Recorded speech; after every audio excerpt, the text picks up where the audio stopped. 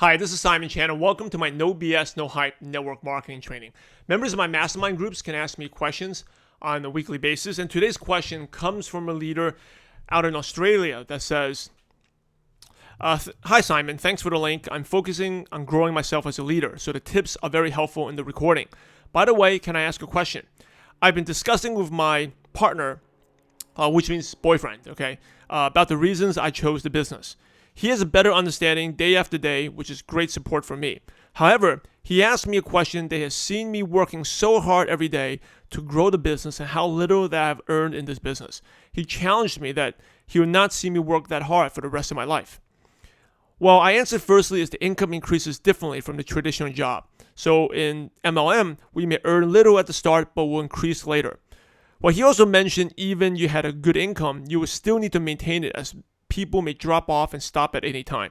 In that case, we will never walk away from this business. How would you answer his question? I also understand to find leaders to lead your team for you at the end may help you, but you need to train the leaders very well. And we need to have many leaders. If some parts do not work well, others are still working. So there's two questions here. The boyfriend here has the traditional entrepreneur mindset, and even though he may have heard it, doesn't fully understand the grasp of why people do businesses. Write this down and memorize this. As an employee, you're overpaid in the beginning, but underpaid for the rest of your life. So as an employee, what it means is when you first start off, you're getting a full salary, right? Even day one, first month on the job, where you are not really contributing your full value to the company because you're learning, you're overpaid, right? I mean, it's pretty obvious. The first couple of days in a job, you're meeting your bosses, meeting people, orientation, learning about the company policy. You're not really doing any work, so you are so overpaid. And even maybe up to the first month where you're not really in that groove and know how things work, you're overpaid. You learn about the systems, the software, how things work. You're overpaid. But once you really know how things work, you're so underpaid. You'll never be paid what you are worth. A good example, for this boyfriend, I know he works in mining. At least I think that's what he does. He generates this company, maybe millions, $100 million of dollars, right? But what he earns is only a small part of it. And no matter how much this company is worth, how much the stock is going up, or they get taken out, he will never be wealthy. Now, he will get a certain amount of income, but that's all he does, right? And if he, does something dramatic and helps the company, increase earnings by 10%, so the company earns an extra $10 million, he may get a $100,000 raise. Now, $100,000, he'd be very happy, right? But he's still not getting, and I'm talking about like a dramatic example. Everyone here, if you get a $100,000 raise in US, you'd be ecstatic, right? If you get rapidly promoted. But still, he just helped the company earn $10 million. He only getting 100. That's like less than 1%, right? So that he's still underpaid. As an entrepreneur, what we do in MLM, the best part, but it can be tough, is like we are underpaid at the beginning. So obviously you're underpaid. You're working, and he's not seeing. And he's probably earning much more than you are, right? So he's seeing you're being underpaid. But there will be a time, right? Once your business grows, you'll be overpaid. And that's really the benefit and really the thrill of residual income. Like not working, doing the things, family time's a big thing for me now. Like I spend a lot of time with my son doing different things, things that my dad never got to do with me, but I'm still getting paid. You can say I'm probably lazy. I don't deserve the income, but hey, I deserve it because I worked hard for a certain amount of years to build it up. And now, whether I work or not, I'm still getting paid. I get paid more than most, 99% of people out there working full-time jobs, 40-hour weeks, right? Is that fair?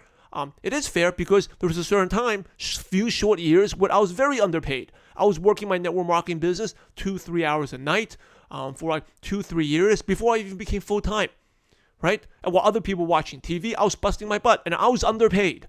But as an entrepreneur, you will hit a level where you're going to get paid multiples. And the best part is the legacy. You can pass it to your kids. Even when they're not working, they still earn.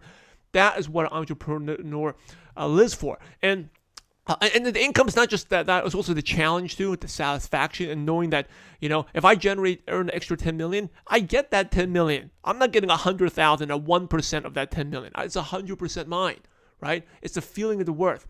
So that's one thing I would share to really. And he may not get it unless he changes his surroundings, the people he talks to, the people he hangs around with, the books he reads. He will never get it. If you read a newspaper, you will never get it. If you read entrepreneur.com, Business Week, Fast Company, those type of magazines, you will get it, right? That's why, Mark Zuckerberg, when he put all-nighters at Harvard and before he dropped out of Harvard, okay, all-nighters doing coding while his other friends were getting jobs and stuff. Do you think he was underpaid or overpaid? He was basically like slave labor, working programming the whole time. But now, right, how much is he worth? So that's one thing for him to understand. He has to be around. The more entrepreneurs he meet, the people especially in the network marketing industry, the leaders, he will have a better understanding of that. Okay, but it's really hard to change someone unless you change the books they're reading, the surroundings. They go to different events. Now, the second question is about you really have to work hard all the time for the rest of your life. Again, it's a misunderstanding of MLM. This business at the end is not just about sponsoring. I mean, you're at the level where you can sponsor. The next level for you is to how to be a good teacher. This business is a teaching business. The more you can teach, the more levels you build. That's how you build stability. Okay, that's where you can walk away income. It's like for A to teach B and B to teach C, C to teach D, and D to teach E. And when E knows what to do, I don't even need to be there, right? And if B decides to quit, doesn't matter. There's still C, D, E. You just build deep levels of leaders. Okay, you gotta build deep. That's how you get residual income. And there's thousands of people in network marketing that earn that residual income because they build deep. Right, so you need levels, you need leaders to teach. That's why it comes back to a teaching business. If I just sponsor everyone, but I can't duplicate, then it's not residual income. It becomes like a low-paying sales job, really. So you really have to emphasize in duplication. Learning how to teach is, for the first couple of years, I sponsored 1 year, 87 people in a year, very little duplication, and I admit I was burnt out. But it wasn't really until one day I woke up, I realized I was a terrible teacher. I spoke too fast, I was impatient, I couldn't relate to a lot of people. I started reading a lot of books about learning how to teach better. Teaching books like how to teach, a 5-year-old, kindergarten books, right? How to teach kindergarten kids. Start reading how people learn. That's when things started to change. Right? How to empower people, how to have them do a presentation. So it's a teaching business. Okay. Now, one last thing. If in terms of building, talk about compensation plan, a little bit more advanced topic. Normally, when you first start off, the reason why building 2 legs and limiting the amount of legs is good because you're building stability. Now, you can definitely earn more by building wide. Normally, when you build wide, you are growing. You're growing your income. You can earn more volume points, commission, right? So there's a balance. You build wide so you can earn more, grow quicker. But you build stability by growing deep, right? So, for example, if I have 4 people, I spread them all across, right? I'll earn more because I'm building all 4 legs. But those 4 people may all quit, right? And then what happens? Then I gotta start training new people on those legs, right? But if I put all 4 people in one leg, if 3 people quit, I still got 1 person there.